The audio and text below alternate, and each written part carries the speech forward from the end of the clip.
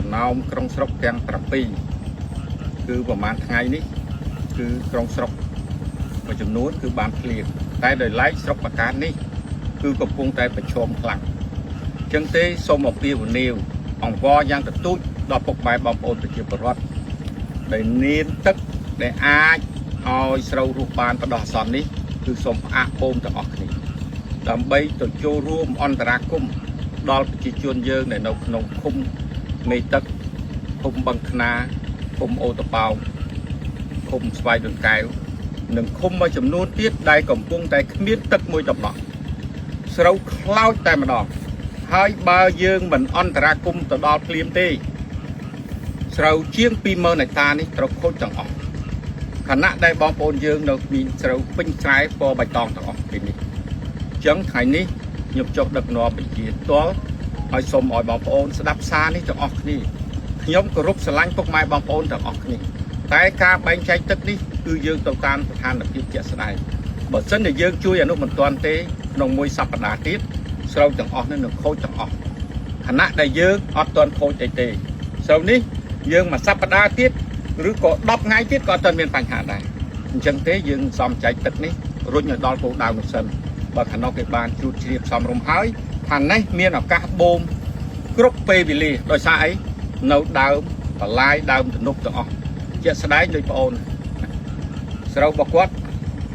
បើយើងនិយាយពីផ្នែកកសិកម្មវាស្ទើរទឹកបន្តិចតែវាអត់ទាន់ដល់ស្លាប់ទេមែនទេយើងអាចនៅរស់បានអញ្ចឹងយើងអត់ខ្វត់តិចទៅបងអូនបងស្រឡាញ់បងអូនអញ្ចឹងបងប្រាប់បងអូនស្ដាប់ភ្លាមអញ្ចឹងកុំឲ្យខ្ញុំចេញទៅនាំគ្នាបើកម៉ាស៊ីនវិញខ្ញុំយកម៉ាស៊ីនណាខ្ញុំប្រាប់ហើយអានឹងប្រាប់គ្នាយើងពួកខ្ញុំត្រូវតែដាច់ខាតជួយអន្តរាគមន៍ទៅគោលដៅឲ្យបានបើមិនអញ្ចឹងទេជាង 20000 ហិកតានេះនឹងខូចទាំងអស់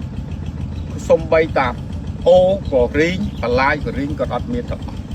ឥឡូវនេះការឈឺចាប់ទាំងអស់នេះយើងមិនអាចដេកអបដៃមើលទេអញ្ចឹងអ្នកនៅខាងឡែងខាងលើនេះខ្ញុំបានណែនាំសមត្ថកិច្ចឲ្យយាមគ្រប់បន្លាយទាំងអស់បើកន្លែងណាថាអត់ទឹកនេះដោយបងណៃថាអត់ទឹកបងដើរមកមើលតែអត់ទឹកយើងមើលទៅឃើញស្រូវខៀវល្ងឹតពេញស្រែអញ្ចឹងវានៅរស់អានេះអត់មួយសប្តាហ៍ទៀតក៏អត់បញ្ហាដែរមានន័យថាវានៅមានសើមានទឹកតិចតួចត្រឹមថាធម្មតាកសិកររបស់យើងចង់បានឲ្យពេញទឹកឥឡូវពេញហើយបើយើងទៅអស់ពីនោះអត់អលីងយ៉ាងបងណៃឃើញរូបភាពវាឲ្យមើលហ្នឹងមិនយើងឃើញយើងអាណិតគ្នាយើងក៏កសិករខាងនោះក៏កសិករ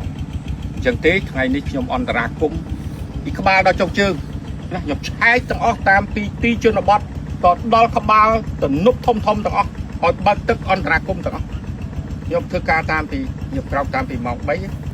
ម៉ោង3យប់មិញហើយខ្ញុំក្រោកខ្ញុំរៀបចំដើម្បីចុះអន្តរាគមន៍ព្រោះល្ងាចមិញខ្ញុំមកម្សាហើយល្ងាចមិញយើងមានពេលវេលាម៉ោង4:75ម៉ោង7:05ជាងយើងឆ្លៀតបានមកមើលរួចហើយព្រឹកនេះគឺក្រោកពីយប់មកដើរធ្វើកិច្ចការងារនេះដើម្បីបម្រើផលប្រយោជន៍ទាំងអស់គ្នាបើយើងបានតែម្នាក់យើងហើយទាំងអស់នោះមហន្តរាយក៏វាមិនល្អដែរអញ្ចឹងទេ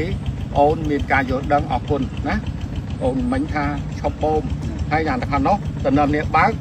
យកឡានមកដឹកយកទុកសិនហើយខ្ចីម៉ាស៊ីនយកទៅពិនិត្យសុខភាពម៉ាស៊ីនហ្នឹងសិនមិនបានចេះតែក្លៀនទឹកហ្មងហ្នឹងបើក្រោយទៅអត់ឡើងណានិយាយលេងសើចណាហ្នឹងហើយសូមអរគុណ